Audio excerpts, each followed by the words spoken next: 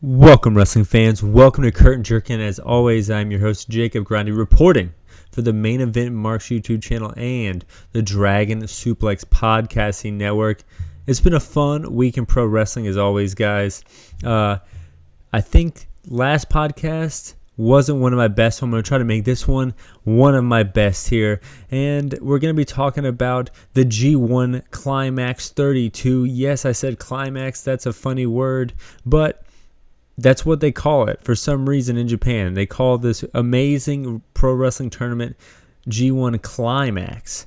They picked the word, not me, and it will forever be funny. I've watched like 7 of these by now. That word always strikes me funny. And anytime I try to show someone some cool wrestling move or a match, they notice it right away. They went, what? This thing's called Climax? And yes, it is called G1 Climax. But we're not going to be just talking about the G1 Climax. We're going to be talking about Dexter Lumis showing up at Raw, but not just showing up at Raw. He was doing something cool. This was fresh, kind of appearing like he was in the faction Age of the Fall from old school ROH, black hoodie. They kind of hinted at something like this all show long, and then there he is appearing out of nowhere, getting taken to the back. This is awesome. This will make WWE's hype grow, and I feel like without Kenny Omega, Adam Cole, and without Punk for a little while, AEW hype seems to be kind of plateauing a bit. But if WWE seems to kind of bring back the correct stars, like I think Killer Kross is and Dexter Lumis, and possibly Top Dollar, I think this would be really good. All three of those guys have some size, which would make them stand out. Not only those three guys, but it would make WWE kind of stand out from AEW and even New Japan Pro Wrestling as, a different kind of product, a larger product, not just in the size of their athletes, but just in the stage that you're kind of trying to set, big heavyweight fights. So for the past few weeks, I would say, since Triple H kind of took over WWE Creative, I think that it looked like it was, the hype was swaying WWE's way for the first time in 3 years in this war that they're in with AEW. But you heard the music, or however it goes, you heard Living Color. The riff that everyone knows from CM Punk comes out right there during Dynamite, right after the match with Jericho and Moxley. He runs down, takes out of all of the Jericho Appreciation Society, including Jericho. Really hard time with the lariat bringing Jericho over the ropes. But, that's what happened. And then the stare down, Moxley, the interim champion, and CM Punk, the champion, face to face. This is obviously what All Out's going to be like. All Out in Chicago. It looks like, the momentum, the hype momentum just swayed a little bit. Now I feel like it's dead center. You have Triple H creative on one side. You got CM Punk's return on the other. This is great. I love this war, but I'm not even watching anything other than G1 right now. But, I'm seeing clips and highlights on Twitter and on YouTube, and it seems interesting. I can't wait for the G1 to climax, and then I can jump right back into Dynamite, and I might even watch Raw or SmackDown nowadays because it's looking pretty good. Speaking of the G1, Night 12 main event, we're going to pick up where we left off on the last episode. I did not talk about this because I hadn't seen it yet, but this was a great match. Ospreay versus Shingo from Night 12. Two guys who came into the heavyweight division at the same time through the G1 from a few years ago, now meeting in the G1 after they've both held, the richest prize in the game, the IWGP Heavyweight Championship, the world title. Slow pace to start things off, but man, did it pick up.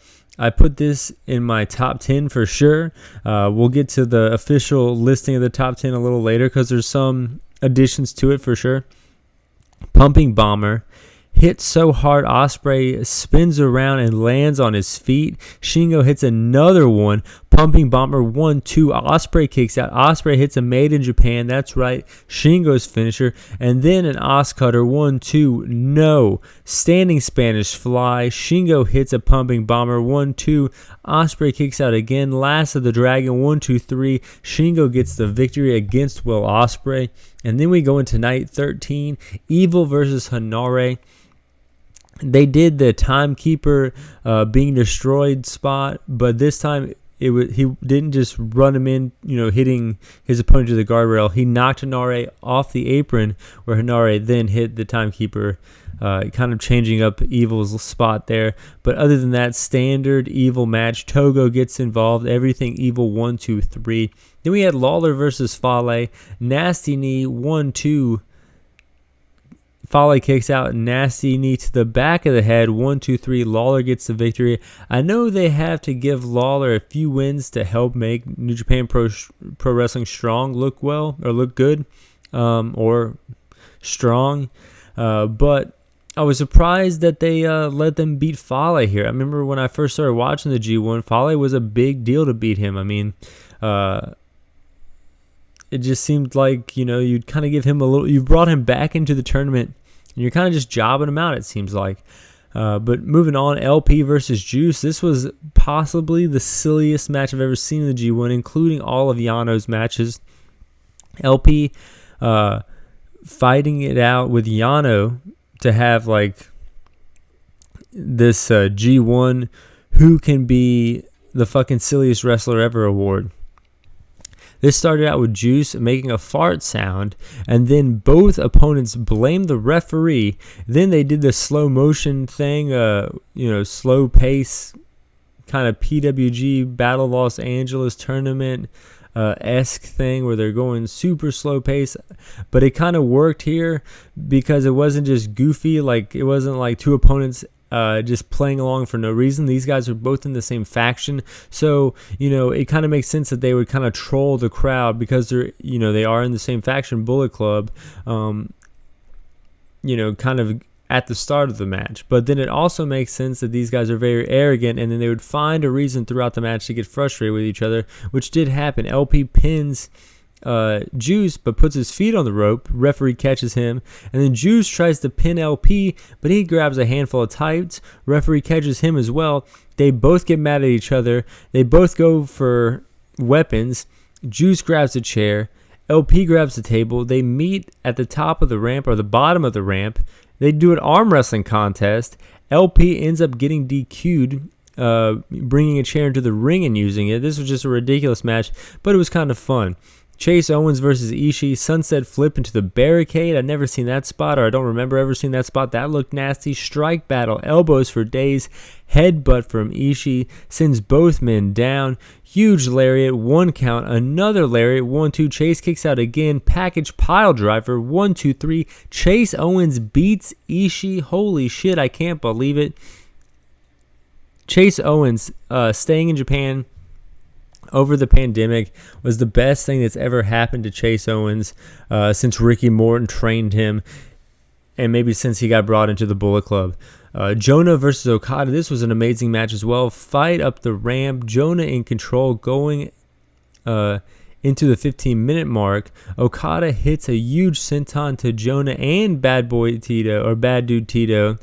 Back in the ring. Locks in the money clip, cut off by Jonah, elbow drop off the top, lariat 1-2. Okada kicks out, missile drop kick turned into a power bomb, another power bomb, bonsai drop off the top rope, 1-2-3. Jonah beats Okada. Oh, just as surprising as Chase Owens beating Ishii.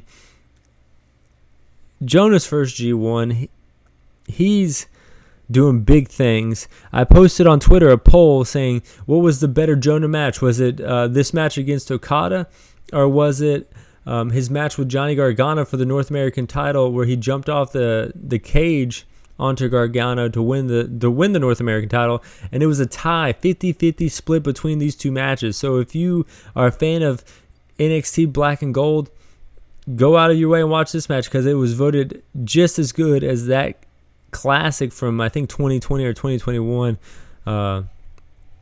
Great match here. But going on to night 14, there was too much silly shit on this show. I was getting kind of annoyed. I mean, night 13 was kind of silly, but it was good. But this one was just it got kind of too silly.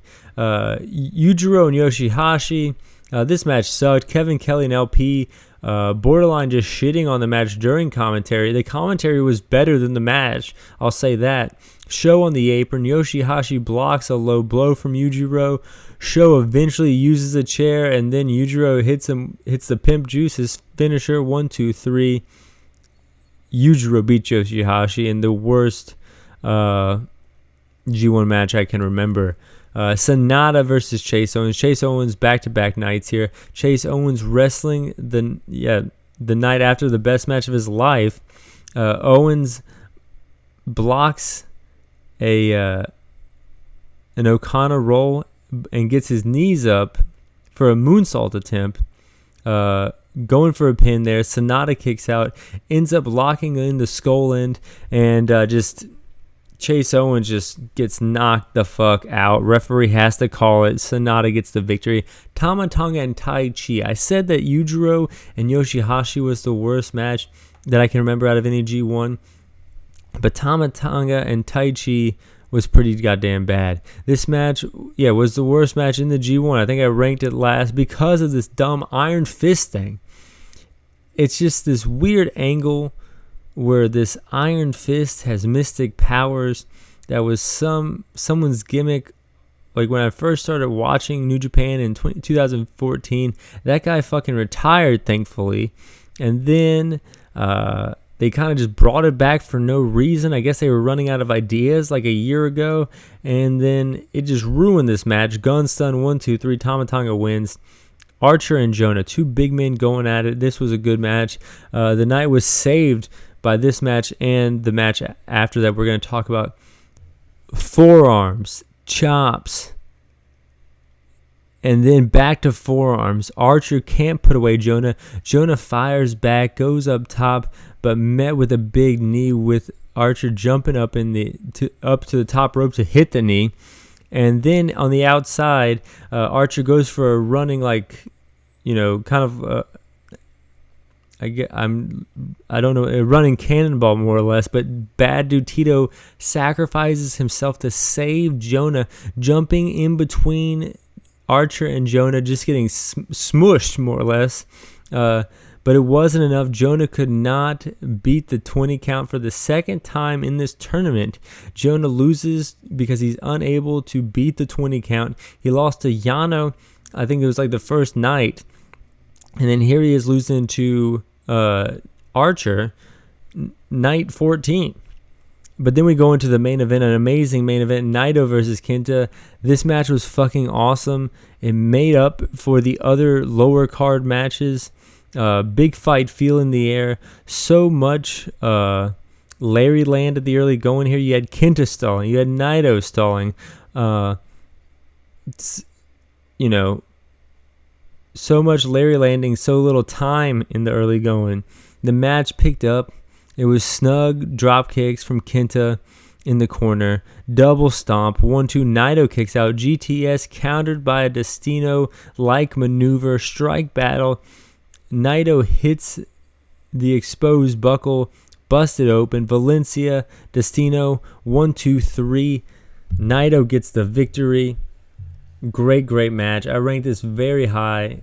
We'll get into the ranking a little lower. I'm just going to go over the top 10 today, and we'll go over all the matches maybe on the next podcast or something. But night 15, Finlay and LP. LP always fucking around. That's what he does. He just kind of fucks around. Finlay hits a blue thunder bomb, 1-2. LP kicks out. LP roll up, 1, 2, 3. LP gets the victory. Then we're going into Tama Tonga and the Great Okada. This was a good match here, better than the other match that Tama Tonga was involved in that I just spoke about. Okada at one point sitting down on Tama Tonga.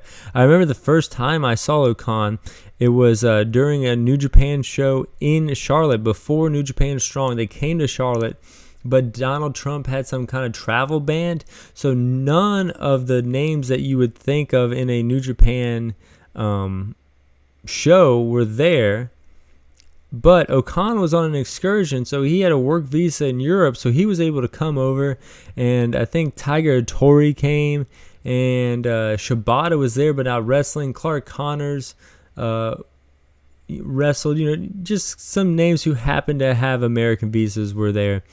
And Great O'Connor was there, and I remember he sat on his opponent in the turnbuckle just like this, and I remember thinking this was really cool when I saw it in person, and lo and behold, here he is, the Great O'Con, doing it in the G1. It was kind of cool, kind of brought me all the way back, pre-pandemic O'Con here.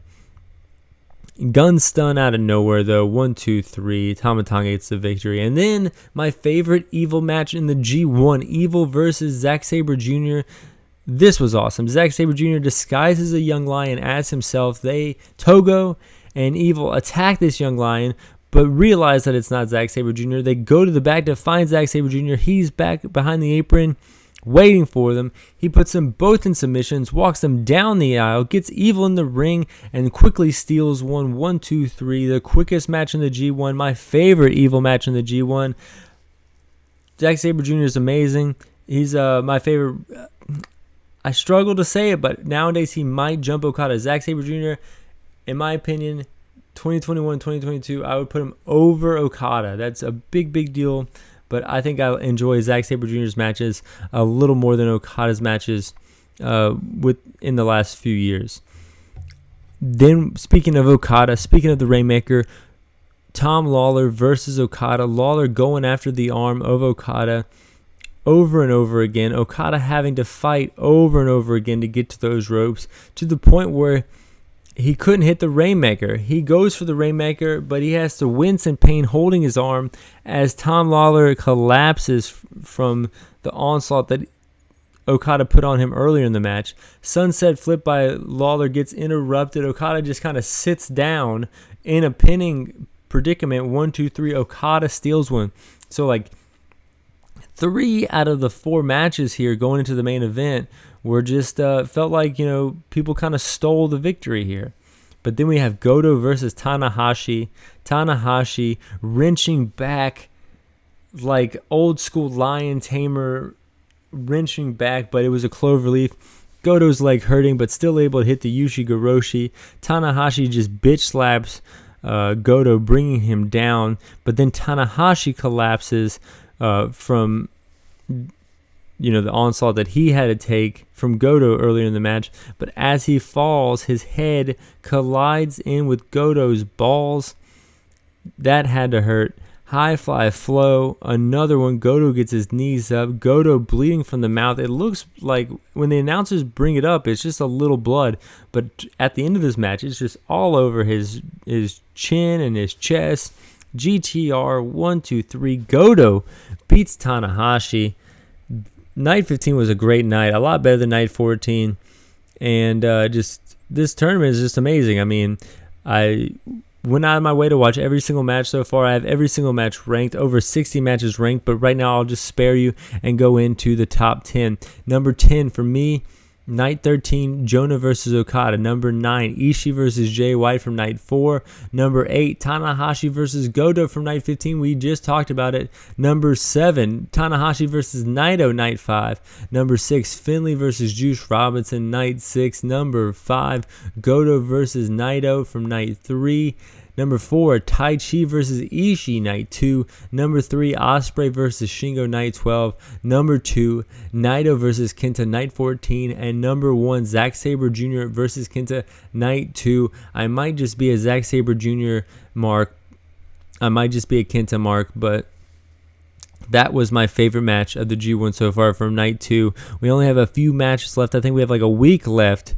And usually the finals are the best matches, and usually the final is the best match. So look for this top 10 to be all split up. Let me know your guys' top 10 in the comments below. As always, fly high. I'm out.